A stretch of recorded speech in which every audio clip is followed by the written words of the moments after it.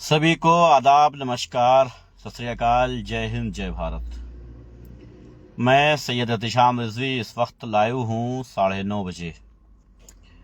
और किस मुद्दे पर लाइव हूँ आप लोगों को पता होगा। मैंने पहले बता रखा था कि किस मुद्दे पर मैं लाइव आऊंगा, यह आप लोगों को पता होना चाहिए। उत्तर प्रदेश सरकार में एक सरफिरा है जिसका नाम ब्रजेश पाठक है। एक मस्खरेबाज है जिसका नाम ब्रजेश पाठक है, जिसको पद मिला है उप मुख्यमंत्री का। उप मुख्यमंत्री का पद मिला है। वो सरफिरा है, वो पागल है, उसका खुद का इलाज नहीं हो पा रहा है। मैं समझ रहा हूं, क्योंकि उत्तर प्रदेश में हॉस्पिटल्स का हाल जो है वो बहुत खराब है। इस वजह से उसका इलाज उत्तर प्रदेश में नहीं हो सका है। उसके दिमागी संतुलन बिगड़ चुका है। मैं अपने अल्फाजों का जिम्मेदार खुद हूं और पूरे होशो हवास में ये वीडियो बना रहा हूं।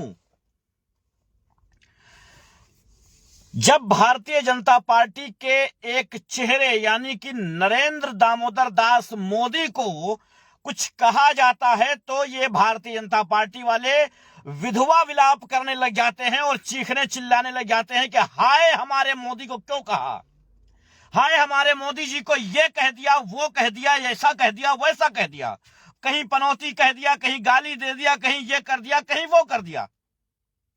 पूरा विधवा विलाप होने लग जाता है जब भी भारतीय जनता पार्टी के एक लीडर नरेंद्र दामोदर दास मोदी को कोई कुछ कहता है। तब उनको देवी देवता बना करके उनको पूजने लगते हैं, उनको महापुरुष बना देते हैं। और यह सब काम भारतीय जनता पार्टी के लोग करते हैं। हमें इस बात से कोई आपत्ति नहीं है। अगर आप लोग इस वीडियो को शेयर कर देंगे, लोगों तक पहुंचा देंगे, तो आपका बहुत एहसान होगा।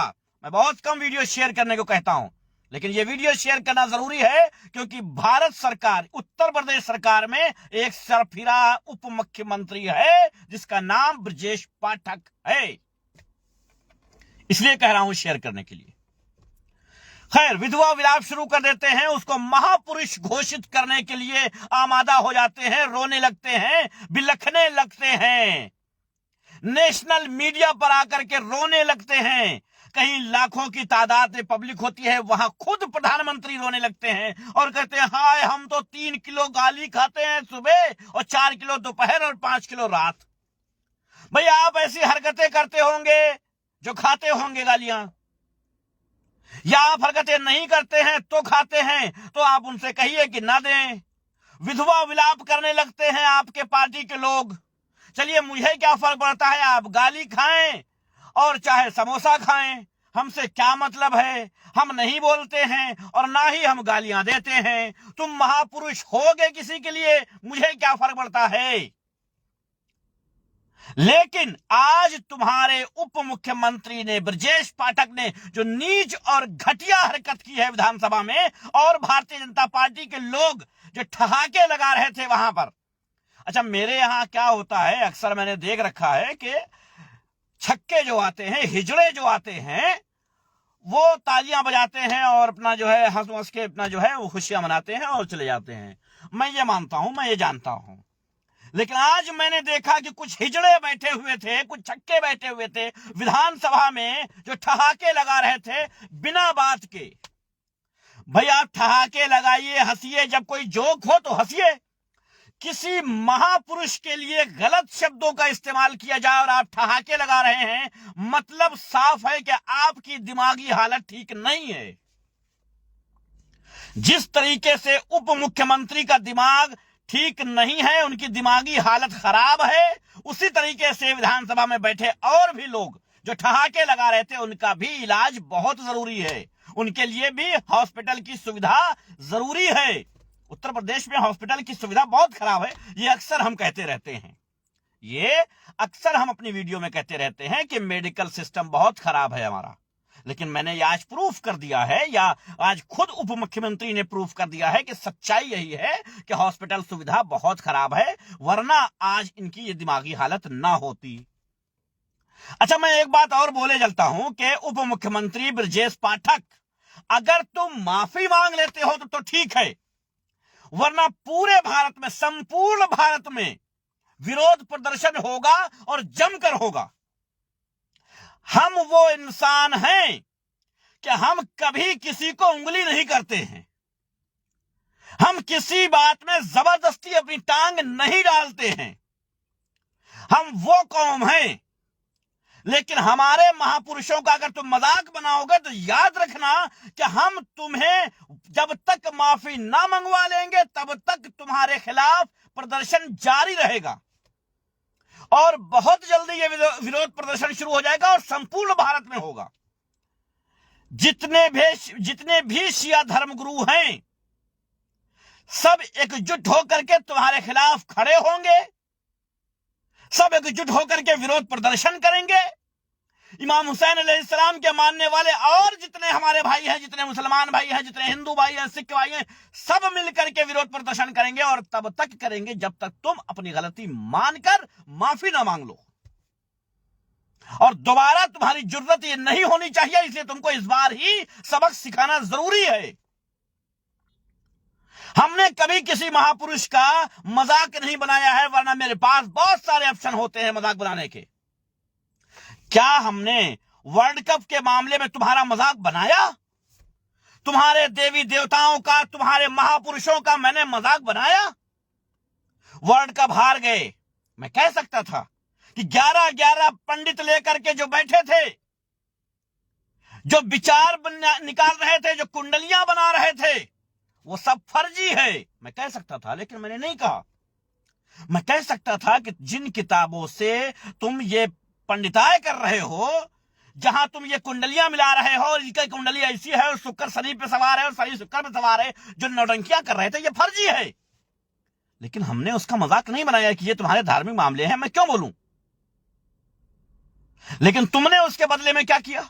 हमारी खामोशी का नाजायज फायदा उठाया। तुमने इमाम हुसैन अलैहिस्सलाम को कितना जाना है, कितना पहचाना है, जो तुम उनके ऊपर कमेंट्स करने आ गए। विधानसभा जैसी एक ऐसी जगह जहां सिर्फ और सिर्फ मजाक, झूठ, फरेब, धोखा, गंदगी भरी है, उस जगह पर तुम्हें नाम लेने की आवश्यकता ही नहीं थी।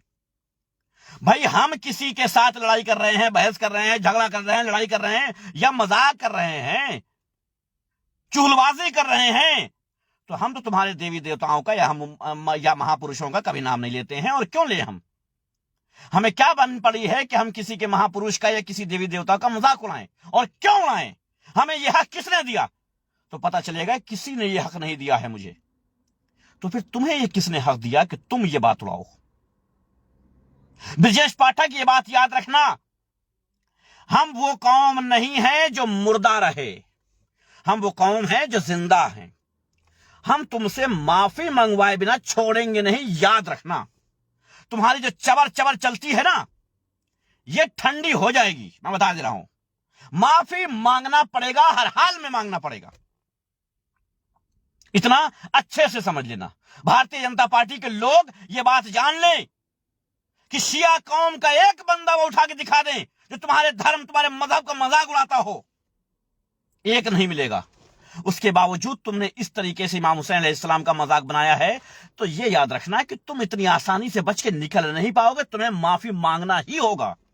और माननीय आदित्यनाथ योगी जी, आप मुख्यमंत्री तो बाद की बात है, आप तो महंत हैं, संत हैं। आप ऐसे गंदे और गिरे हुए लोगों को उप मुख्यमंत्री किस बेस पे बनाए हुए हैं?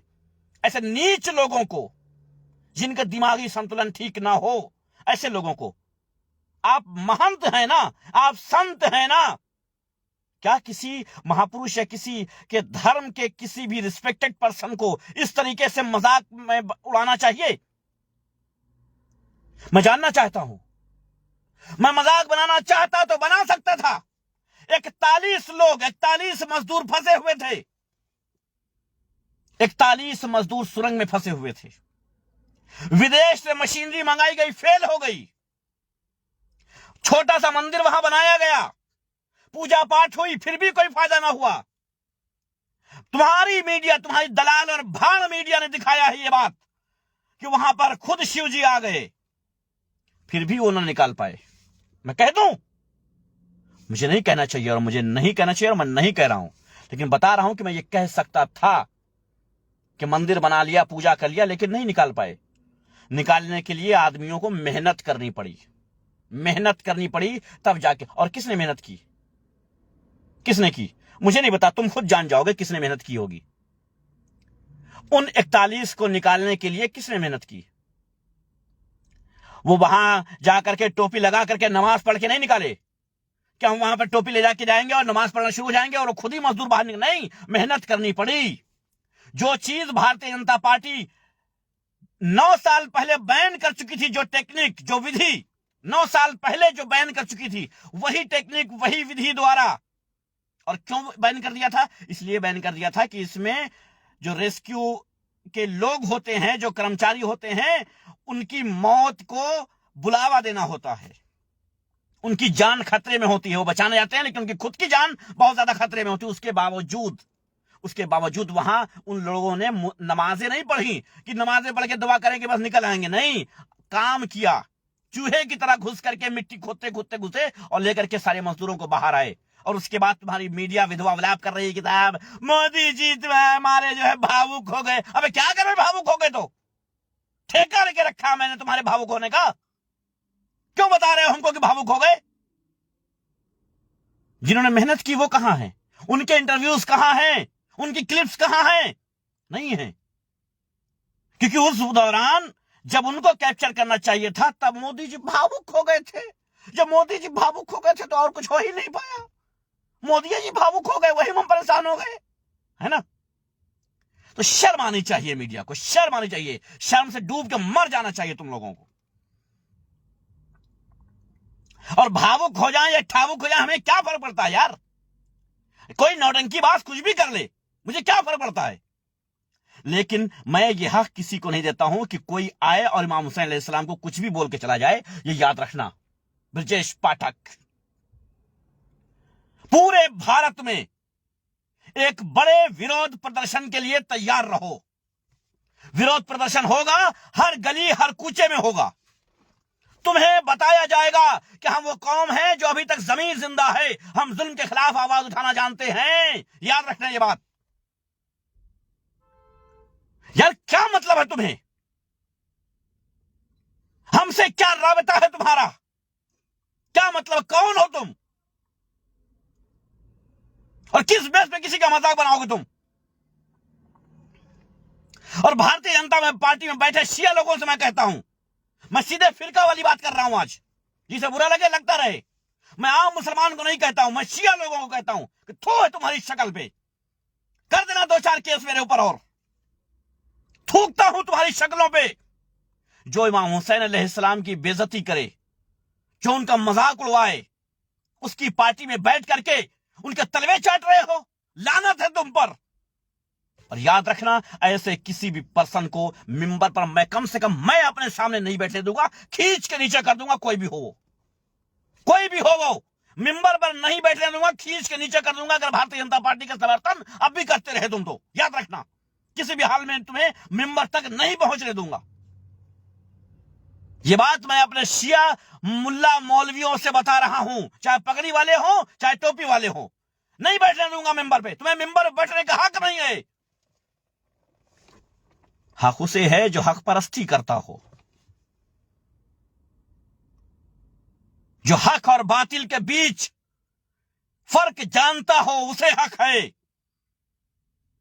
जो दीन और इस्लाम की बात समझता हो, उसे हक है।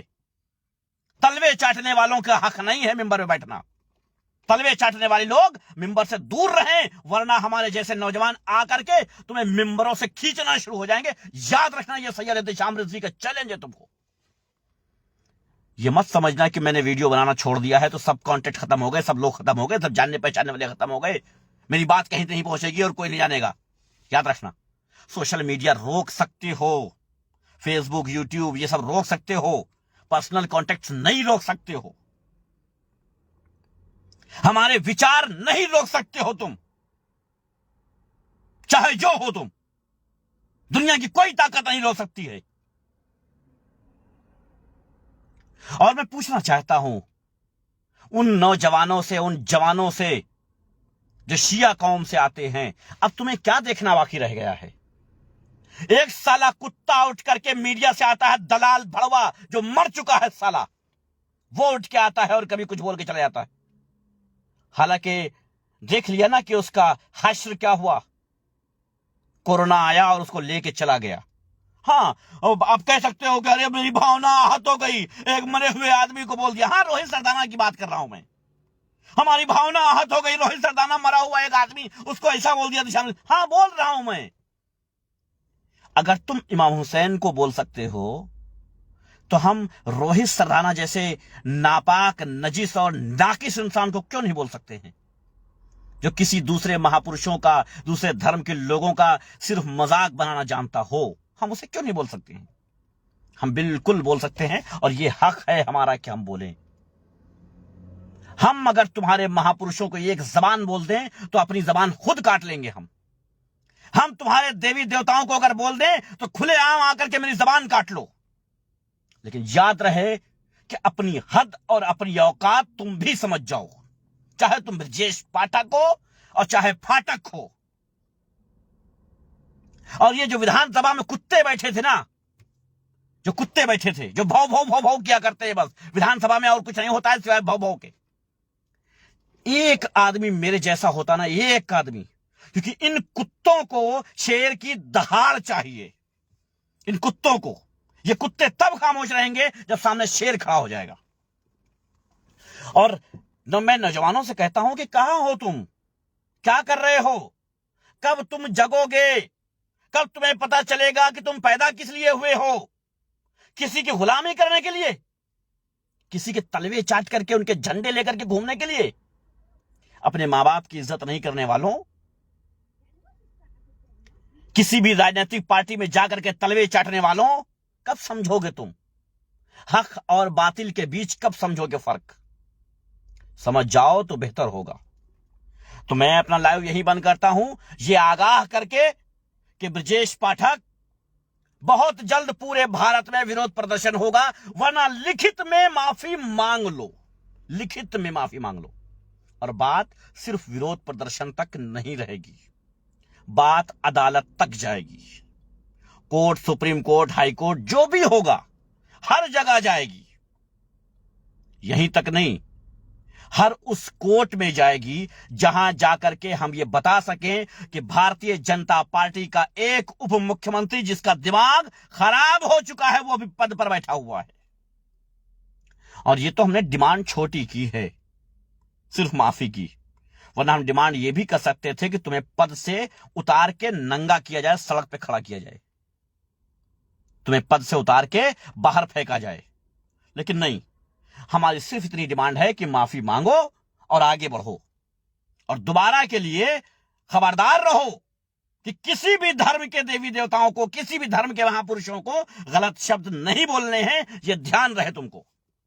और मैं सबको कह दे रहा हूं, क्या हिंदू क्या मुसलमान, किसी भी महापुरुष के बारे में, किसी भी ऐसे इंसान के बारे में जो रिस्पेक्टेड है, किसी भी धार्मिक पर्सन के बारे में, किसी भी देवी देवता के बारे में, भगवान के बारे में, ईश्वर के बारे में, अल्लाह के बारे में, किसी के भी बारे में बोलने का हक तुम्हें किसी ने नहीं दिया है। तुम नहीं बोल सकते हो। इतना ख्याल रहे, अपनी औकात और अपनी हैसियत जानते रहो। नाली के कीड़े हो, कीड़े ही रहोगे, कीड़े ही रहोगे। समझ रहे हो? नाली के नजिस कीड़े हो और नजिस कीड़े ही रहोगे, इससे आगे नहीं बढ़ पाओगे। तो बहुत बहुत शुक्रिया आप सबका, जिन लोगों ने वीडियो आगे बढ़ाई हो, जिन लोगों ने ना बढ़ाई हो। लेकिन मैं फिर बता दे रहा हूं, एक मंत्री जी आए थे, मुहर्रम के खिलाफ बोले थे, माफी मांगना पड़ा था, मुकदमे कर दिया था उन्होंने हमारे ऊपर। इसमें भी मुकदमे कर दो, हम तुम्हारे मुकदमों से नहीं डरने वाले, लेकिन माफी तो तुमको मांगना पड़ेगा सिरफिरे, माफी तुम्हें मांगना पड़ेगा सिरफिरे। याद रखना, लिखित में जितनी जल्दी हो सके उतना बेहतर होगा कि लिखित में माफी मांगो। हम इस तरीके से नहीं छोड़ेंगे कि तुम आओ, भौंको और चले जाओ। वालेकुम सलाम भाई, आओ, भौंको और चले जाओ, हम इस तरीके से छोड़ने वाले नहीं हैं। हम वो मुर्दा कौम नहीं है जो मर चुकी है, जिसका जमीर मर चुका है। हम आज भी ये बताते हैं कि हम आतंकवाद के खिलाफ किस तरह से हैं। 1400 साल पहले आतंकवादी हमला जो हुआ था, हम उसको आज भी दुनिया को बताते हैं कि आतंकवादी हमला हुआ था, और लगातार उसके बाद आतंकवादी हमले हो रहे हैं, और हम उसकी मुखालफत हर बार करते हैं, हर हाल में करते हैं और करते रहेंगे। तो ये बात कान खोल के सुन लो कि हम इतने मुर्दा नहीं हुए हैं। अभी भी हमारा जमीर जिंदा है, अभी भी हम जिंदा हैं। ये बात अच्छे से समझ ले। सिरफिरा, तू समझ ले, सिरफिरा, अशोक फाटक, याद रखना।